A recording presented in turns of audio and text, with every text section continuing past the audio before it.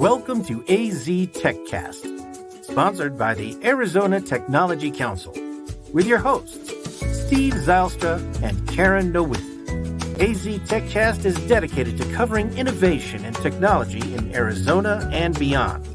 Broadcasted monthly, AZ TechCast invites leading experts to have real conversations about what is happening in the tech sector across the state of Arizona.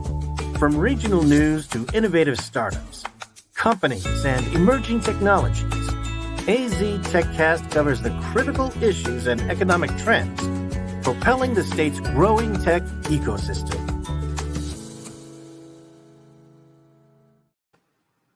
In this episode of AZ TechCast, we take a deep dive into the fascinating world of cybersecurity and its vital importance. We'll also explore how AI is shaping the landscape of cybersecurity. This episode is all about empowering business owners with the knowledge they need to navigate cybersecurity challenges, especially in this era of widespread AI accessibility. Our guests, Mark Dahlmeyer.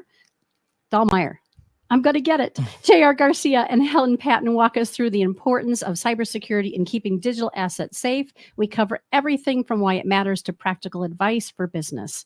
Then we talk about how AI impacts cybersecurity today and what it means for our future. As AI becomes more common, we look at the good, the bad, and the ugly of cybersecurity, and we stress the need to stay alert against new threats. Our guests this week come from Mars Suite Incorporated, A&M, and Cisco, and we are excited to have this widespread conversation with our experts today. I'd love for us to start with an introduction from each of you. And I always like to start with Steve Zylstra, if you don't mind, my partner here for AZ TechCast. We mentioned before we went live, this is our 51st episode.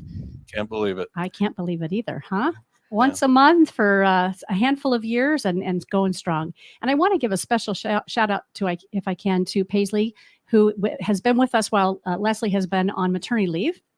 And she mentioned in the green room that it is her last episode for a bit and looking forward to new opportunities. So thank you, Paisley. And host last time. And she hosted our 50th episode, which was perfect, right? She swooped in, helped Leslie out, and is swooping back out. So Paisley's in the background here, and we want to give you a heartfelt thank you for helping make this possible. So Steve is the president and CEO of the Arizona Technology Council, and I would love for you to kind of kick it off for us. Introduce yourself, the council, tell us what you're all up to, and then we'll do a round robin with everybody else, and then we'll get in the heart of the conversation. Thank you, Karen, and welcome to our viewers. It's great to be back, and a little bit about the Tech Council. I'm Steve Zylstra, President and CEO of the Arizona Technology Council and its foundation called the SciTech Institute.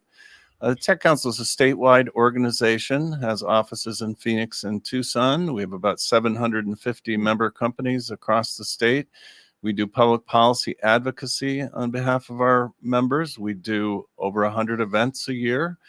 We have lots of publications. We're just about to launch what's called Vote Tech Smart.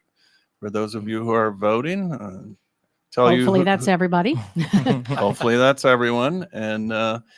And also we negotiate lower cost products and services for our members. We run an association health plan with Blue Cross Blue Shield. We run a 401k program with Empower. So full service trade association business model.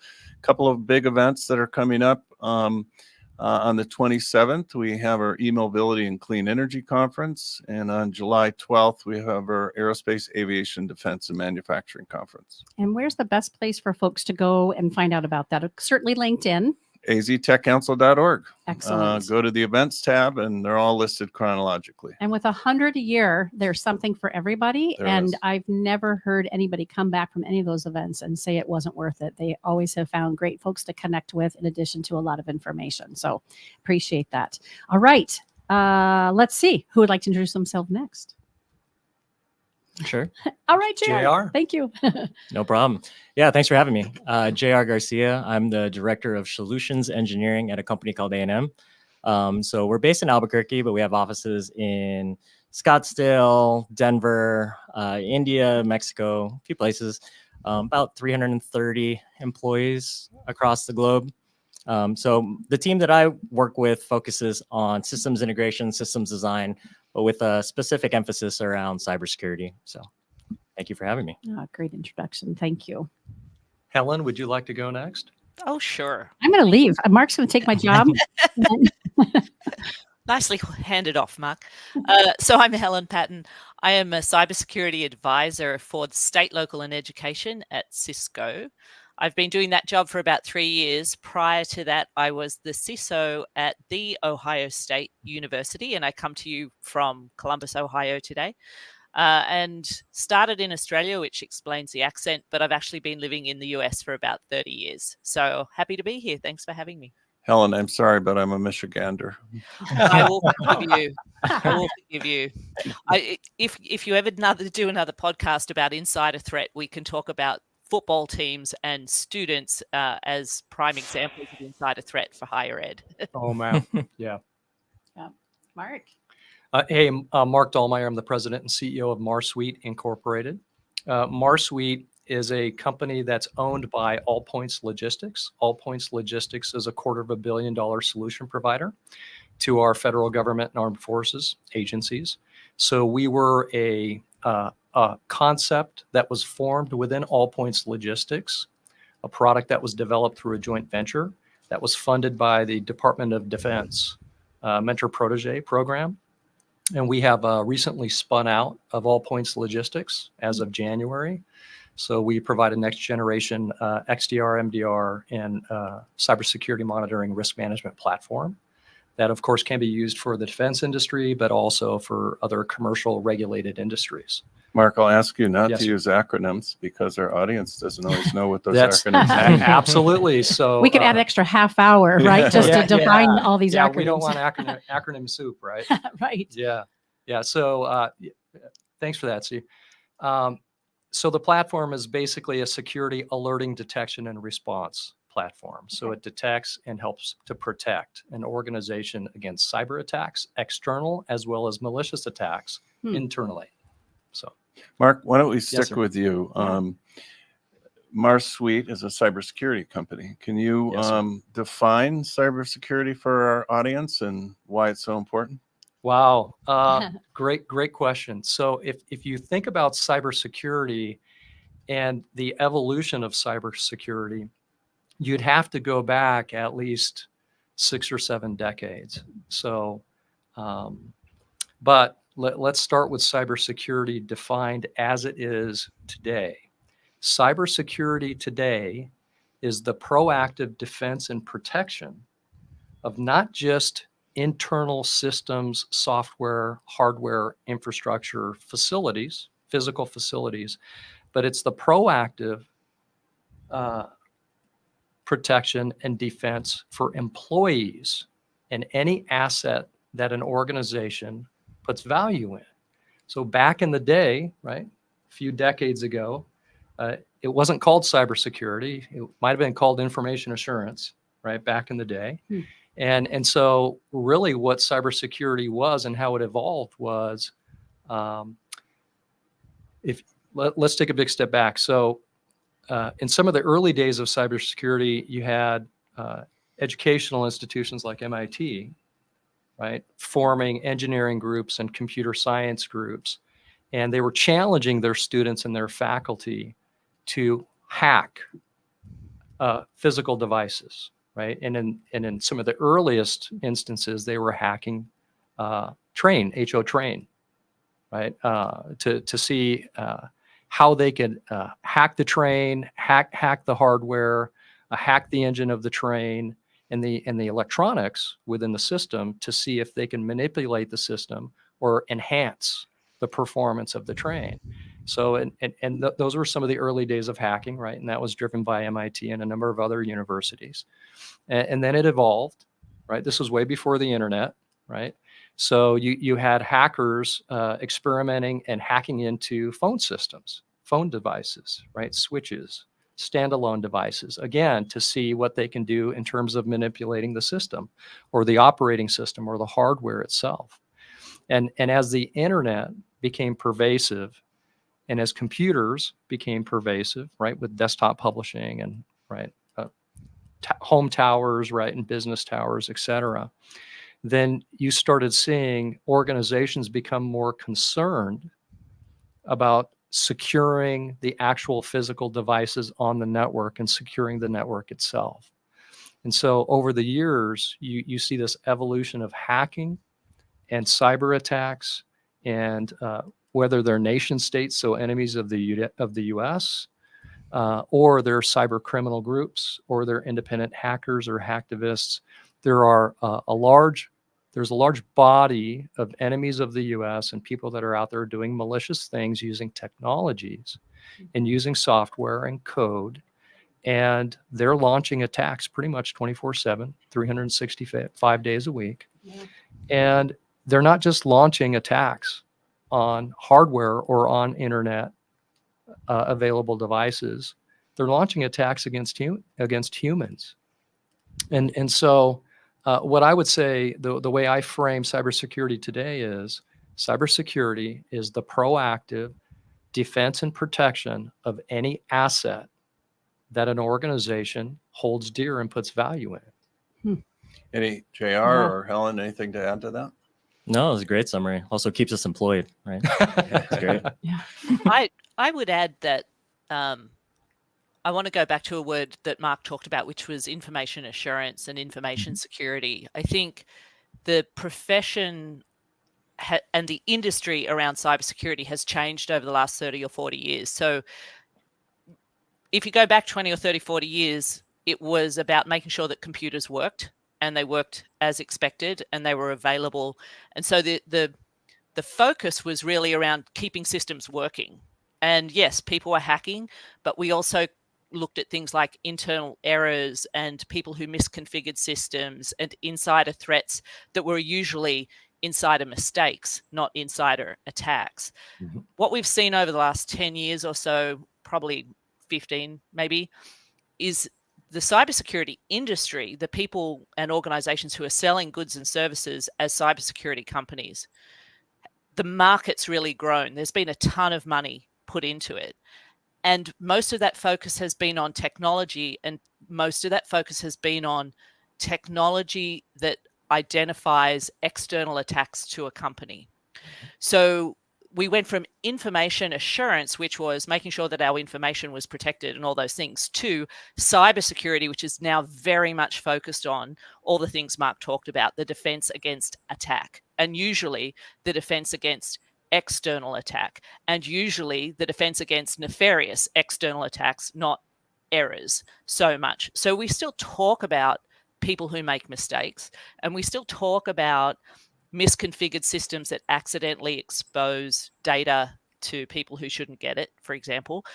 But really, when we say cybersecurity now, it's synonymous with this protection, defense kind of mindset more than assurance now.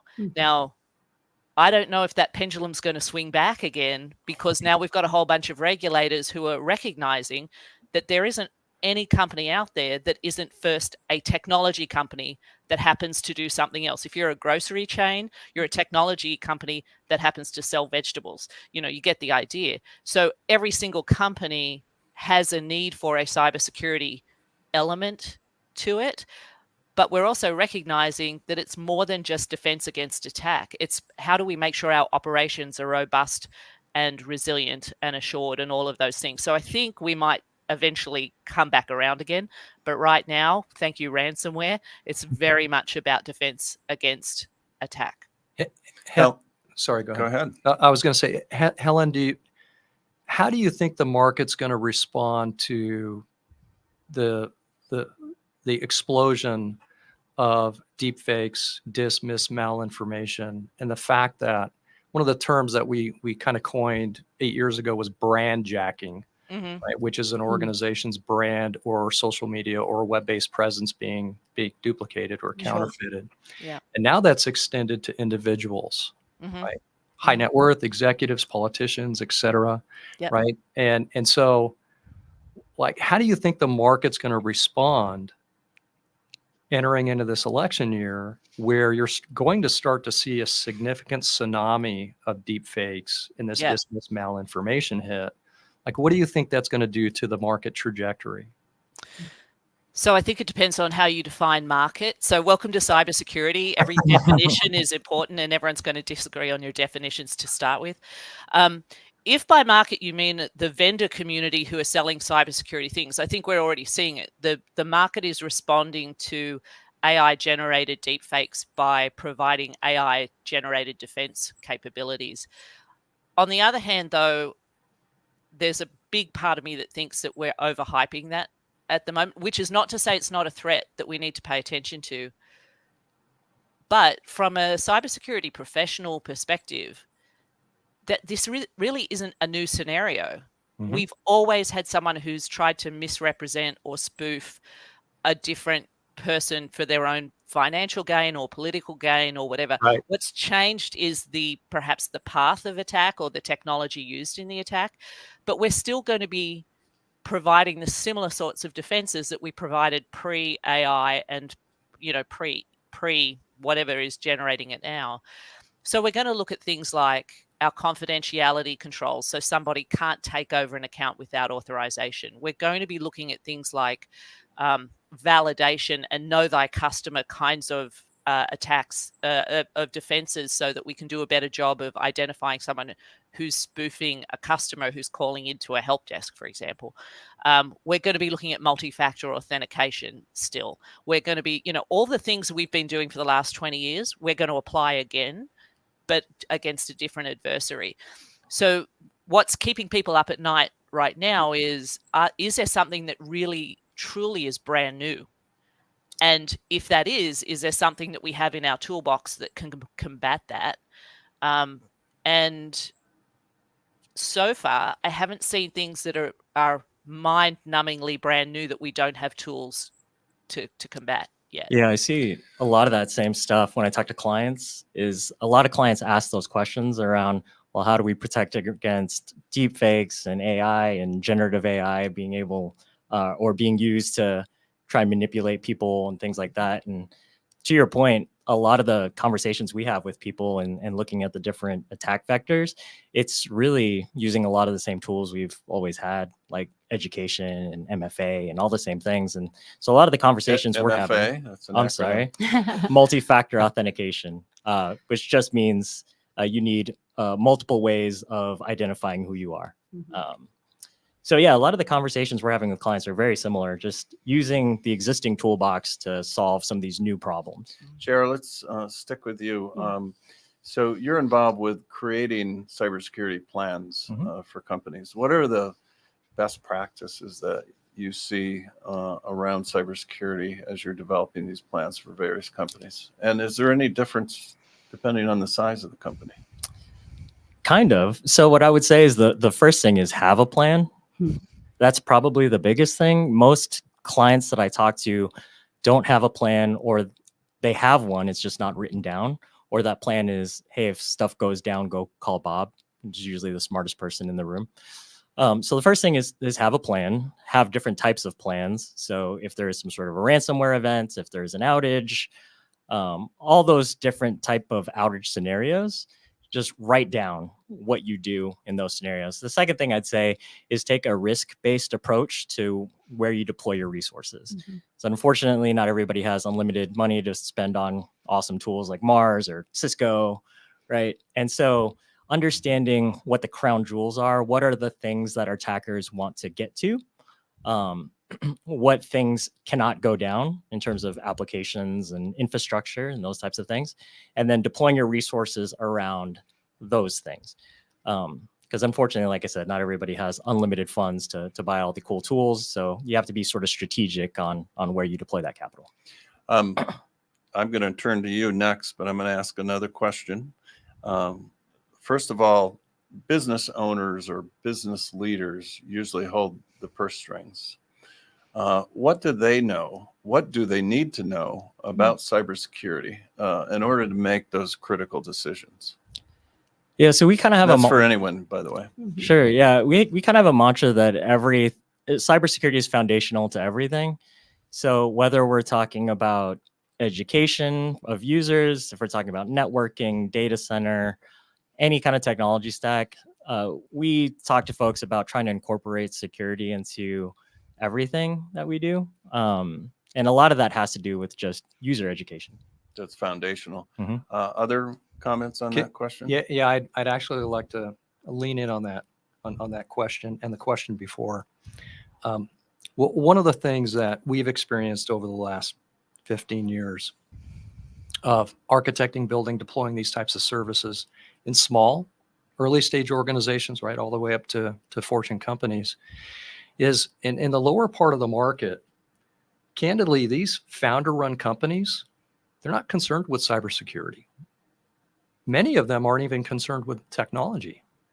They're concerned with cash, with with their cash flow, with revenue, their customers. So they wake up every day thinking, are my employees going to show up to work?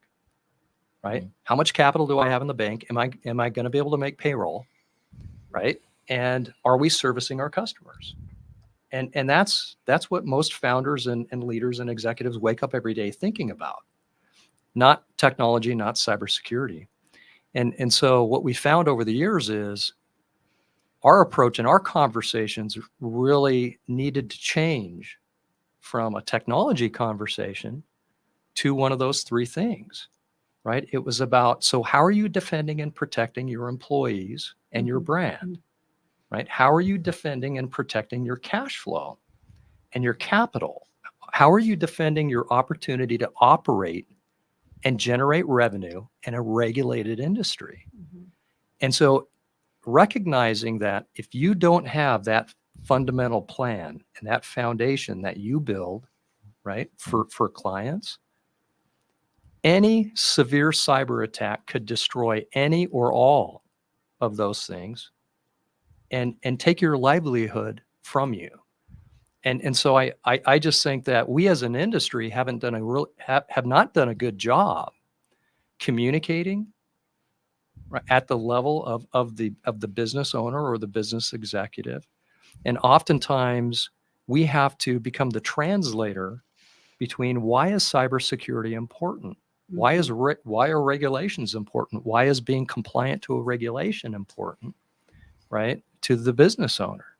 And Helen mentioned this earlier, but with the trillions and trillions of dollars that have been invested in the market, cybersecurity industry over the last decade and a half, you now have a massive glut of vendors in the market, which has led to technical debt. So you have companies that have overbought. Maybe they've bought the wrong technology. Maybe they've bought technology too late in the technology adoption cycle. So now they have outdated technology that they might have invested hundreds of thousands of dollars or millions of dollars in. And now they're looking at the industry going, wait a minute, you guys told me that if I bought this, I'd be protected or I'd be secure. And that's not the case, right? Because we talked about hacking the human, we talked about, right, ransomware, we talked about the individuals, the humans being targeted, not just the systems. And so I think that there's a lot to unpack there in these questions. And I think that, again, just my opinion, but we as an industry haven't done a good enough job of informing and translating the why somebody would be interested in this. And the severity of the attack. Right. One of the great trends I've seen, though, over the last 25 years, I can remember when anything to do with IT was just a back office thing. Right? Yeah. And anymore, I see, particularly the large enterprises, that the CIO reports to the CEO. And if they have a CISO, reports to the C-suite as well. So that's been a good trend, suggesting how much more important it is to have all that protection that you've described, because the business is at stake. It reminds me of the conversations we've had here at Business Radio X with financial advisors and even exit strategists. When a financial advisor says to a family or to a business owner, you've got to have a plan. But it seems so far off for them that someone's going to die, perhaps, or that they're going to want to retire. And then the what next for the business. So these kinds of conversations, I think really as part of our society in US, we're so immediate. We want things right here, right now. And we can't even we're not trained to think about the what ifs. And so the conversation has to be, that needs to be part of it ongoing. Yeah, Yeah. one of our mantras, just kind of internally when we talk to clients, is just assume breach. Assume you're going to be compromised at some point. Assume that somebody's going to click on a link they're not supposed to click on, or go to a website they're not supposed to go to. And a lot of times that informs the decisions that you make in terms of technology purchases, in terms of planning. If you just assume at one point or another, I am going to get hacked, I will get compromised, then you kind of change your thinking a little bit. Mm-hmm. Helen, do you have something to add as well before we go on to the next spot? Yeah, I do think one of the challenges we've always faced as defenders on behalf of organizations is that recency bias. There's sort of two fallacies. One, it won't happen to me, and two, it won't happen today.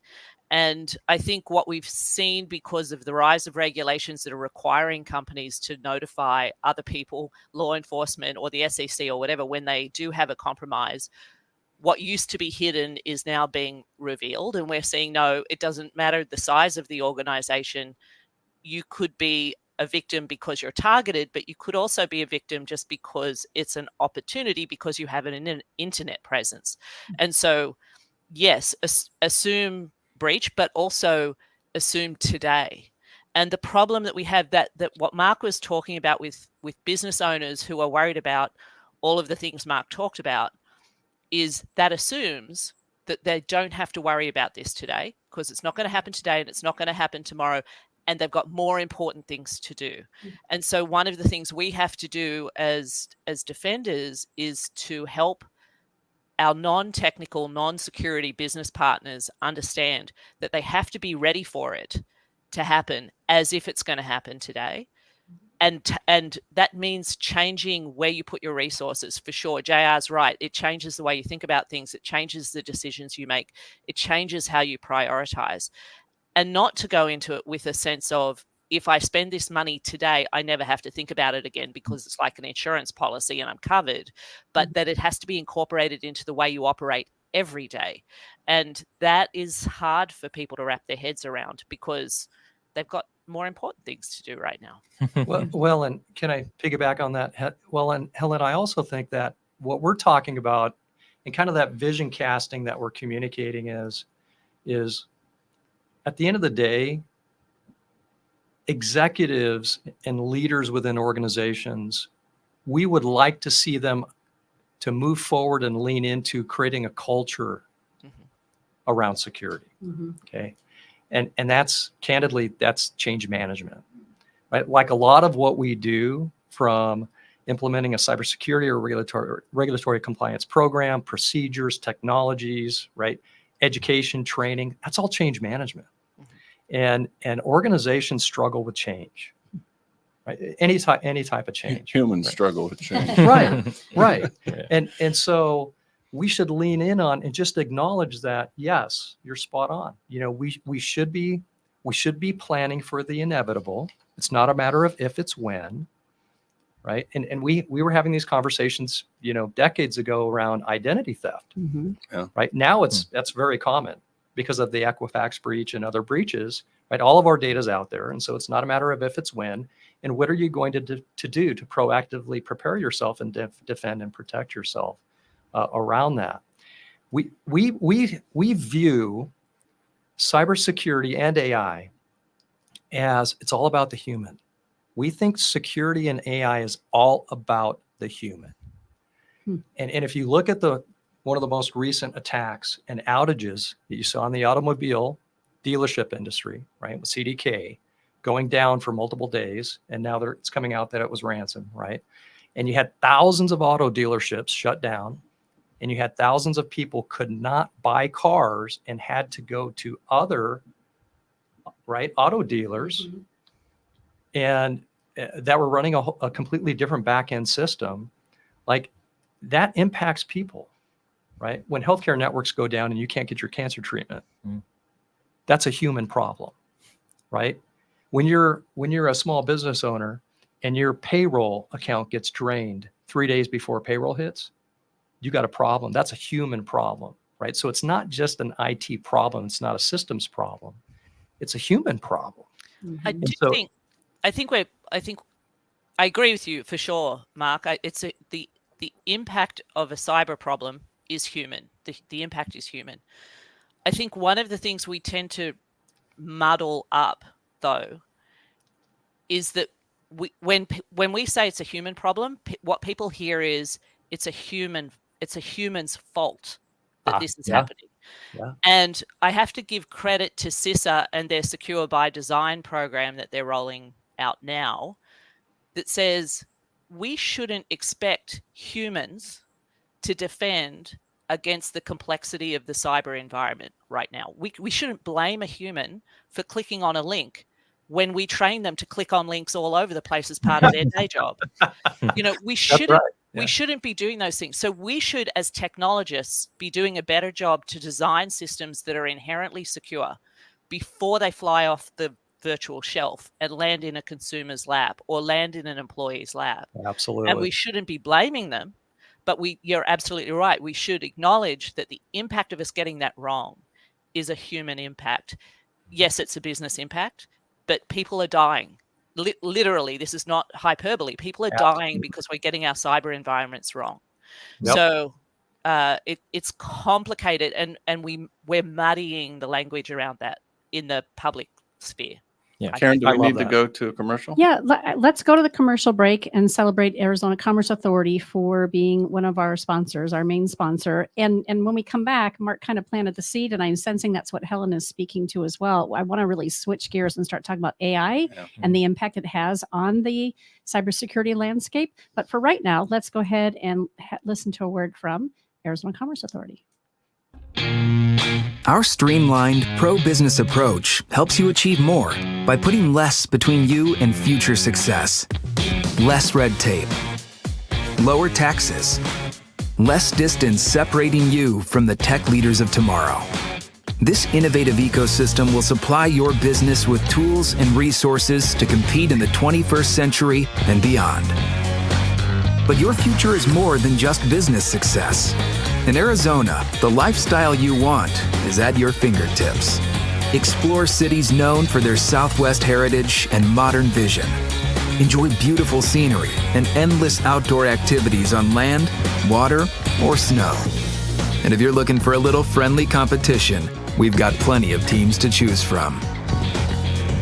With constant sunshine, vibrant culture, and natural wonder, Arizona provides a style of living that's entirely unique. People from all over the world call our state home. From student leaders who fill the classrooms of our top-ranked universities, to a skilled and abundant workforce that's ready for what's next.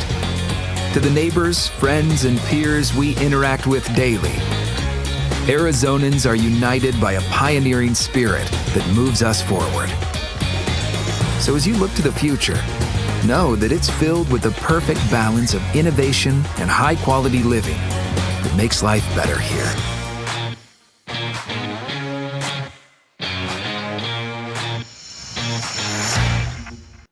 Karen, you teed this up nicely. I want to say, first of all, AI is the hottest topic in tech today.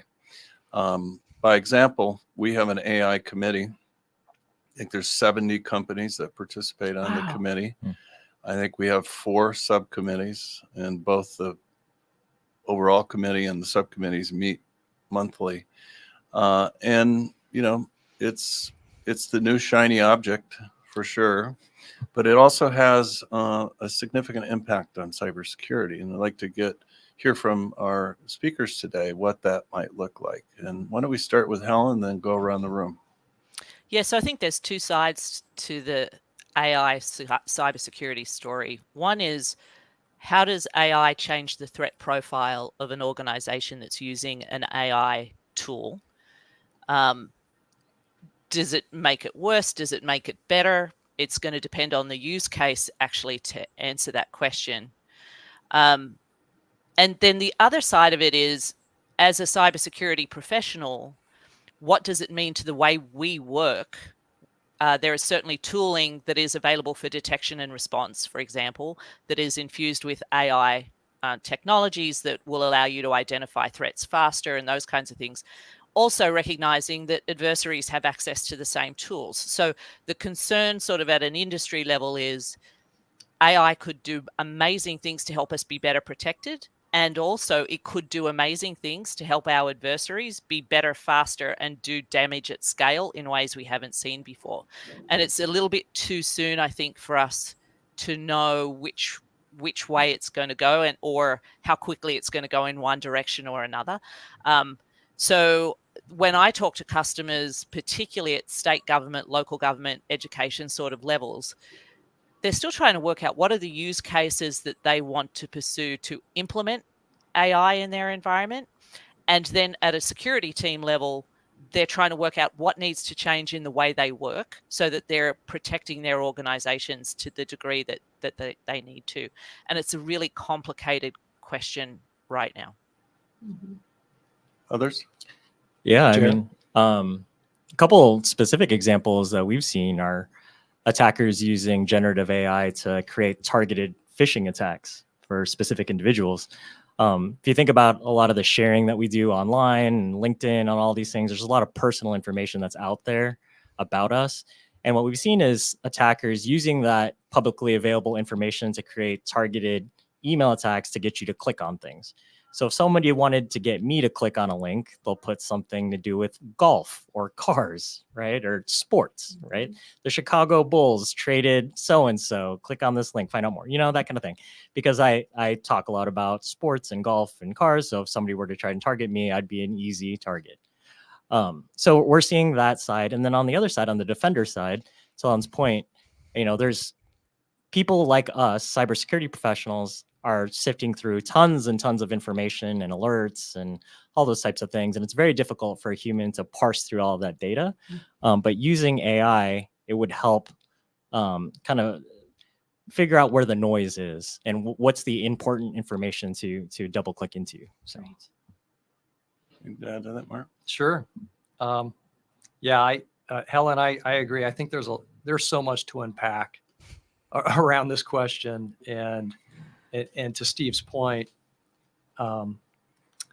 the market right now around AI is just enormous. When you look at the capital markets, right, whether it's capital on Wall Street, right, investment banking, private equity, venture capital, and you look at the percentage of their spend and their investments, the majority of it is now moving into AI. And so what that's doing is it's creating yet another, I'm not going to call it a bubble, but it's creating this massive influx of capital and investment into one particular segment of the market, which is going to create a glut of technology and vendors in the market. And what happens when you have a glut? You have consolidation and you have massive commoditization of those types of technologies and services. So, when you go to Gartner and other market researchers and analysts, and you talk to them about this, what they talk about is, hey, there's this trough of adoption and then disillusionment in the marketplace. And I think what we're seeing is this massive hype cycle around the technology and around investments being made. And so you're going to see hundreds, if not thousands, of new companies hitting the market. That's confusing to business owners, right? It's like, okay, so there were 5 people last week that said that I did research on, and now there's 100, right? And a year from now, there's 1,000. So what technology should my people and should I be deploying? And is that company even going to be around in 2 years or 3 years? And so how do I actually think about this? How should I be making decisions around this? So there's a lot to unpack there. And when I speak on this topic, I typically lead with the reality is the genie's out of the bottle and you're not getting the genie back in the bottle. Meaning the technology is now in the wild, it's out there, and just about any cutting edge technology company is now infusing or embedding AI into their platforms and technologies. And if they're not, they're going to be left behind. So the whole market is kind of racing right to this AI, right, pasture. And so you're going to have a lot of similar technologies, similar platforms, et cetera.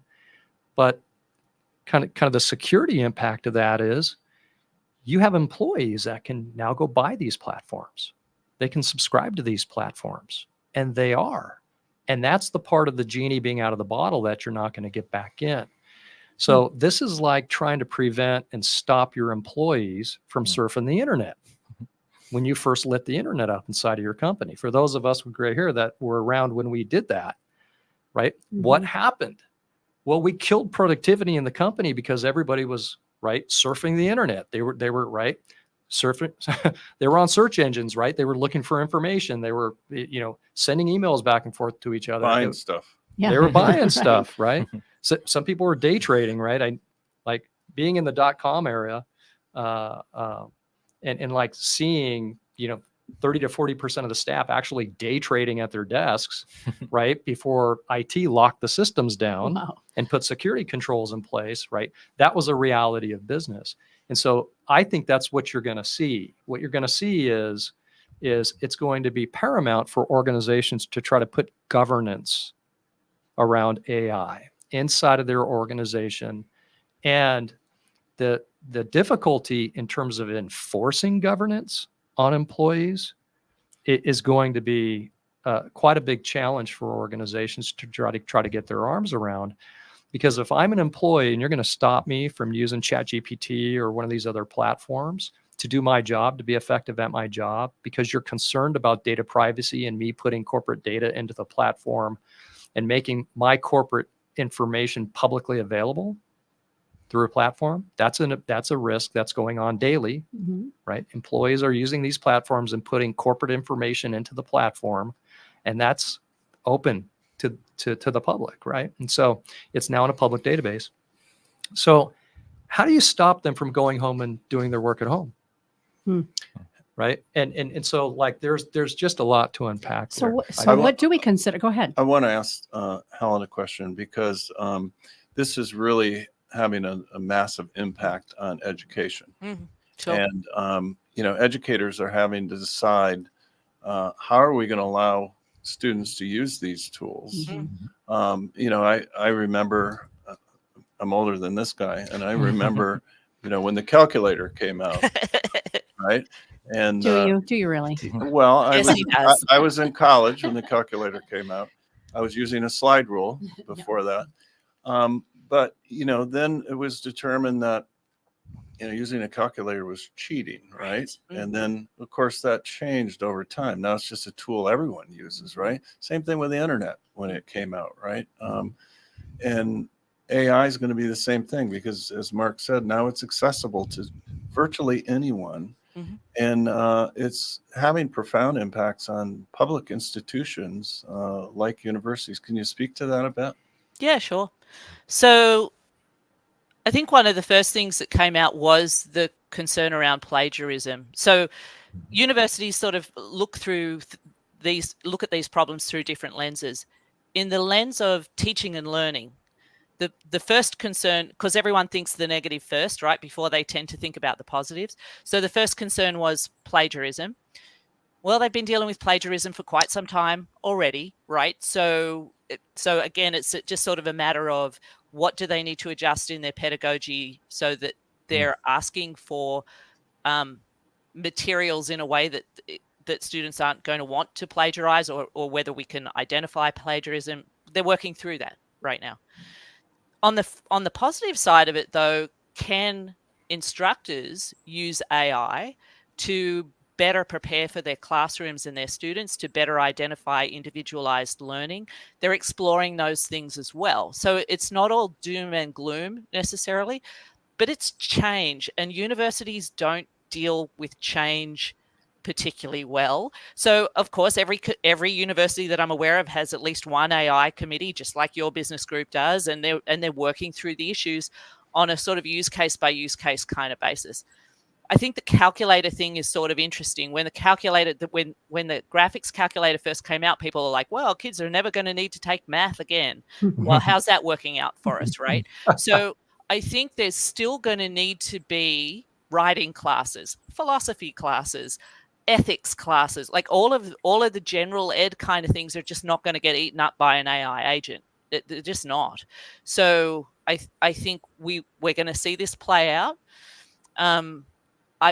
What's interesting to me is more around workforce development in this. So the question is, if vendors are going to provide AI solutions, where they tend to provide AI solutions first is where something can be repeatable and easy, like let's call it low hanging fruit. So they're going to go, let me give you an AI SOC analyst, and the AI SOC analyst is going to do all the things. Okay. But for entry level people into the workforce, it's those standard, repeatable, easy to do things where they learn the most, where they go from being an entry level worker to a junior worker to a mid level worker to a senior worker. If we take the bottom two rungs of the ladder off the ladder, we are still going to have to teach them all the mechanics of how things should work without AI, without the calculator, so that they can become a mid-level, senior person. So we're going to have to think, as we think about talent development in our companies, we can't just go, oh, thank God AI is here. Not that it replaces people, but we go, thank God AI is here. That means someone doesn't have to do this low-level stuff anymore. They can do higher-level stuff. Well, guess what? They can't do higher-level stuff unless they know how the low-level stuff works.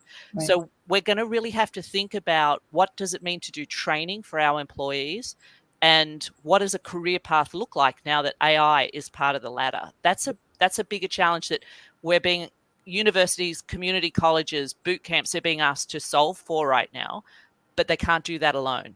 And so this is the conversation I'm hearing in education at the moment. I think that's so critical, right? And so what we saw in the 80s and 90s, when organizations were restructuring and they started flattening, right? And they were cutting training and they were cutting development, leadership development programs out. I mean, the mid-market, right? Not Fortune 10 or a Fortune 50, right? But, and even then they kind of went through that process themselves. But you saw this flattening inside of organizations where middle management was cut, right? To drive profitability. And you have these generations of workers that either had to move down, to your point, because they weren't tooled, they weren't trained, there was no training and education and development for them, or you saw people rapidly move up, right? Kind of Peter Principle type of thing, elevated to their level of incompetence. And so like you had these challenges within these organizations, and then technology and platform came in and automated a large percentage of these capabilities. I think you're spot on, Helen. I think you're going to see more of that. And with some of the data and the research that's out there, there's upwards of, 42 to 53%, I think I saw the range of organizations that are quote unquote planning to retool up to 75% of their workforce. I've got a funny story about something along those lines. So I had this kind of thought experiment of, could AI replace me? Could it replace JR as a manager of the company that I work for? Could an AI chatbot, as an example, replace 80% of my job? So I created a chatbot using OpenAI's API, just a password basically that allows me to use their technology. And obviously you have to train it. So I downloaded all of my chat history from WebEx Teams and said, okay, here's this big document. I'll just feed it to this AI chatbot and it'll sound like me and it'll be able to answer basic questions like it was me. And then I started going through all of that and I realized, well, I'm talking about a lot of things in my chats that we probably don't want the rest of the company to be able to query, right? So I'm talking about things like comp and, people's reviews and those types of things. And so, yeah, to the point earlier of everybody having access to these tools now, and they're actually quite easy to use. To me, it's a lot around securing that data and making sure that the information that gets fed these AI systems is actually valid for them to use or to see. Long story short, I did not end up deploying that chatbot. We still need you. Yeah, I'm still employed, but maybe future iterations of AI me will eventually replace me. I'll tell you a quick anecdote. So recently I was hiring for an important position in our organization, and one of the applications really rose to the top. I said to myself, this is the best written cover letter I have ever read in my life. and it was compelling. And so I had staff run it through an AI detector, which there are many of, Yeah. and both came back saying, "Yeah, this is AI." So, Were you still impressed though? That's my question. well, during my interview, I spoke to Of course them. you did. I spoke to them about this, right? I said, I really need to know what your inherent writing looks like, right? So I need some samples of that. But just the method that people are using these tools, Yeah. It's just incredible the impact that it's going to have. And then, the security issue. I mean, that's what we're talking about here today.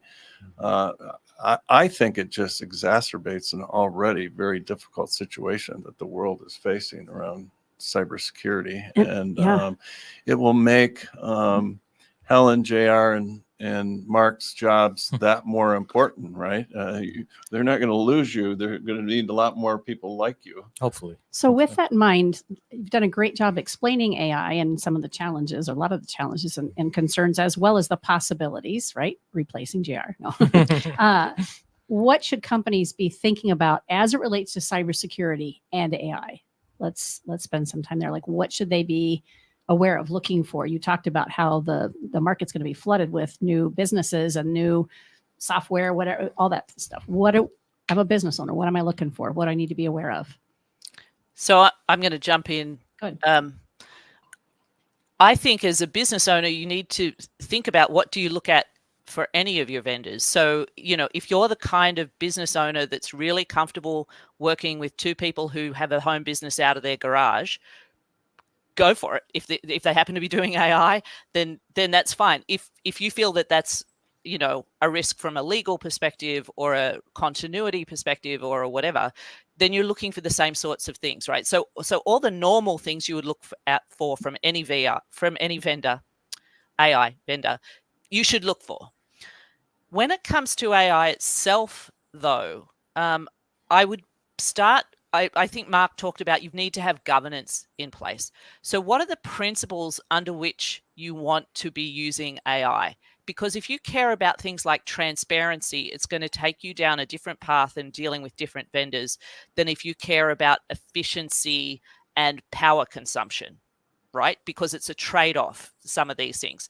Compute power and, water table preservation are sort of contraindicated with AI at the moment, at least, right? So think about the principles that you want to operate your business under and look for vendors in the AI space that are going to operate under similar principles.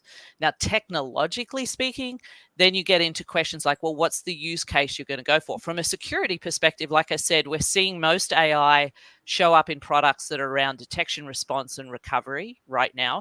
So we're seeing a lot of AI show up in ransomware defenses, for example. We're seeing AI show up for security operations. I'm starting to see AI show up in contract data mining, if you will. So how do you manage, like a lot of us have contracts that are in PDFs that you got to sit down and read from word to word to know what's even in them. You can now use AI agents to consume your contracts and give you summary information out of it or whatever. So what are the places where you think AI is going to help you?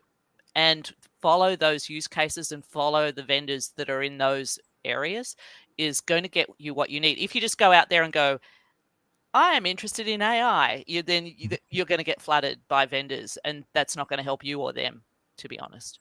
Yeah. I kind of look at it in two different ways. So I kind of look at it as a buy versus build conversation. So if you're going to build your own AI models and train them, kind of like my chatbot that I tried to build to train to replace myself. So there's that conversation. I think that conversation is more along the lines of data security, only giving access to the data that AI agent needs access to and nothing else, right? Try to avoid things like disclosing people's compensation plans. And then the buy conversation is more along the lines of evaluating vendors that are incorporating AI into their platforms. And, is that real or is that just marketecture, right? So evaluating it from that lens. So I kind of look at it in two different ways. And I think there are two different conversations and two ways to looking at the problem. As I said earlier, I think there's a lot you could unpack around this conversation. You could probably do 5 or 10 shows on this, just this topic alone, just because of how vast it is and how transformational it is and how it's going to change the world and change organizations. And it's already occurring. And so I think that business owners are candidly going to be challenged around making these types of decisions. And again, as a vendor in the marketplace, I think it's up to us to help educate the market and educate owners and executives on how they should be thinking about this. But my suggestion to any executive or leader that's listening to this is go surround yourself with counsel, right? Go surround yourself not just with technologists or IT people or security people, but legal representation, financial representation, right?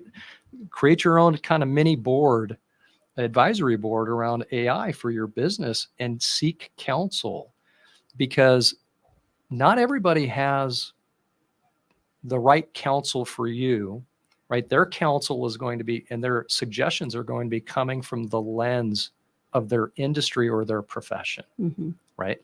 And so they might be limited in terms of their perspective and understanding of use cases, of risk, right? Of the requirements, right? Associated with moving forward with an AI strategy. You talked about data, right? Well, how many organizations are actually ready and have their data classified and documented and cleansed the way it should be? Very small percentage of organizations, right? And within AI and AI-based models and AI-powered technologies, clean data is the key. Because if you put bad data or unclean data or redundant data into an AI model, it will create a hallucination. Garbage in, garbage out. Right. It will basically create a bias. It will make a decision and provide a recommendation around the task that you're putting in front of it, because it has limited data or bad data to make the decision. And so this is where I think people really need to focus on use case, as Helen said. I think people need to focus on security and take a big step back and say, hey, am I even ready for this? What's my readiness around moving forward with an AI strategy? So let's call it an AI strategy, right? That supports a business strategy or a business outcome that you're attempting to drive. Look, if you want to reduce, right, your internal operating costs in your manufacturing company, and you've got heavy back office, right, and that's where the majority of your overhead or your cost is, and you want to try to automate, that's a great use case. But how do you even begin? How do you start? Because in most instances, there's so much tribal knowledge. A lot of these organizations don't have policies, procedures, processes written down. It's all one-off, right?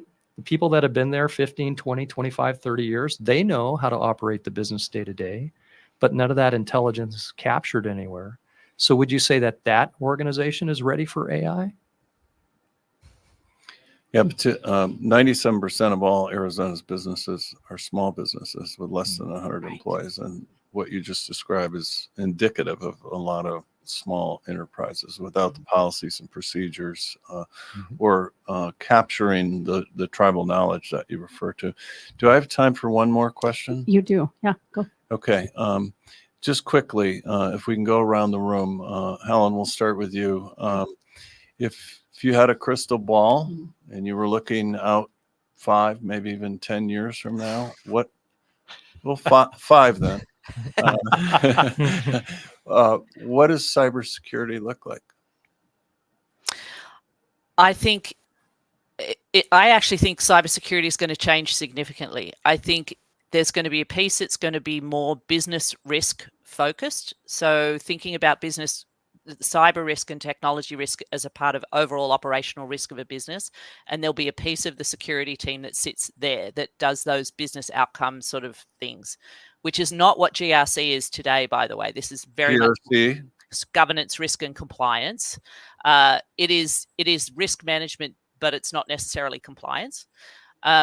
So I think there'll be one side that goes that way. And I think from a technology perspective, there's a lot that sits under cybersecurity today because we realized it was important for security and IT wasn't doing it very well.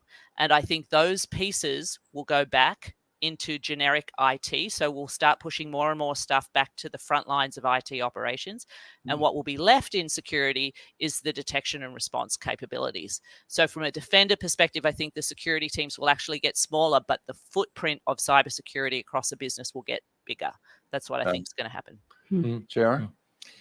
Yeah, I mean, speaking from a integrated or a value-added reseller side, I think there's probably going to be a lot of consolidation in the market. I think we're starting to see that a little bit today. But a lot of these bigger players, these other cybersecurity companies are going to gobble up some of these smaller ones. I think there'll be quite a bit of consolidation there.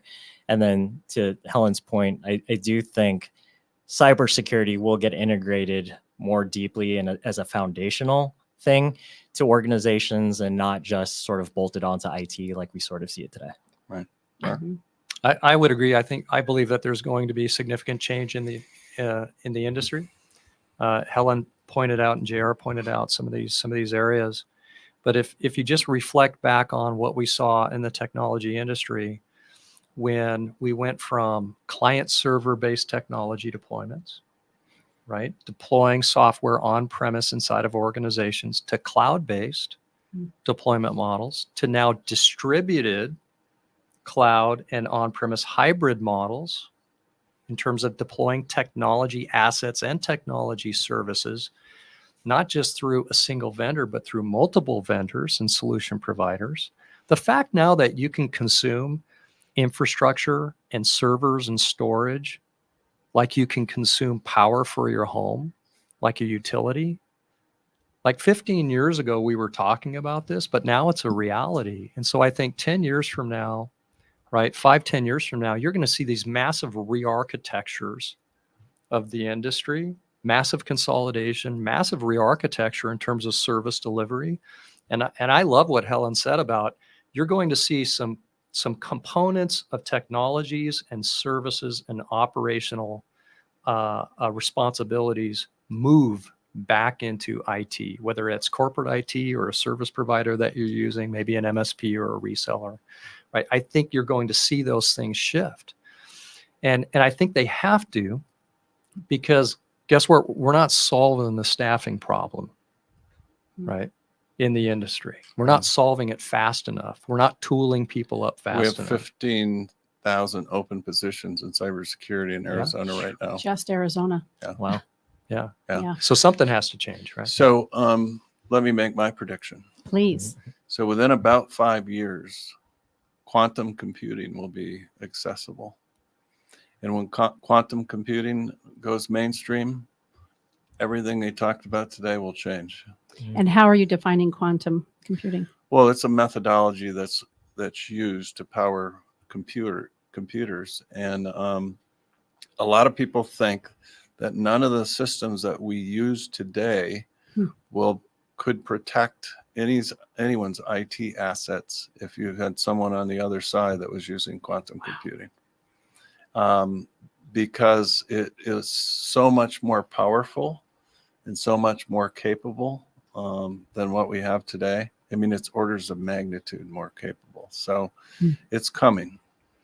Game changing. So, hey, Steve, can I piggyback on your comment? Yeah. So Chattanooga has a quantum ring downtown, 7 kilometers that they've set up. And so for those people out there that have heard about quantum and think, oh, quantum's a pipe dream, like it's never going to be there. No, it's active. Yeah. It's a 7-kilometer quantum ring, right? And they're connected the universities downtown. And it's phenomenal. And you can go in and take your technologies or take your software and you can test them on the network. Wow. Yeah, both of our universities have quantum centers that are focused on this emerging technology. So.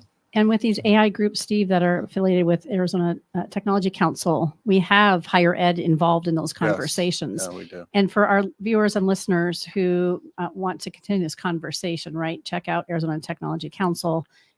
wealth of information, a great organization to belong to. I mean, every time we have these conversations once a month for 51 episodes now, I can't help but think that if you are not yet a member of the Arizona Technology Council, you're really missing out on the opportunity to connect with, obviously, professionals like this.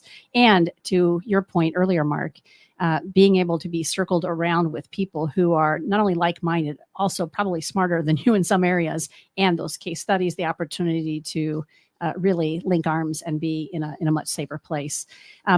We love when we're live on LinkedIn, as we do each month. And I want to thank Daniel Acosta, as well as Igor, I always pronounce the last name wrong, Iliansky, I'm sorry, Igor, with Listen Up. They both have participated today, and we're going to close out this episode. But I love what Igor said. He said, great to connect with you. Legal and financial representatives are probably going to be among the most biased about AI, given how susceptible their jobs are.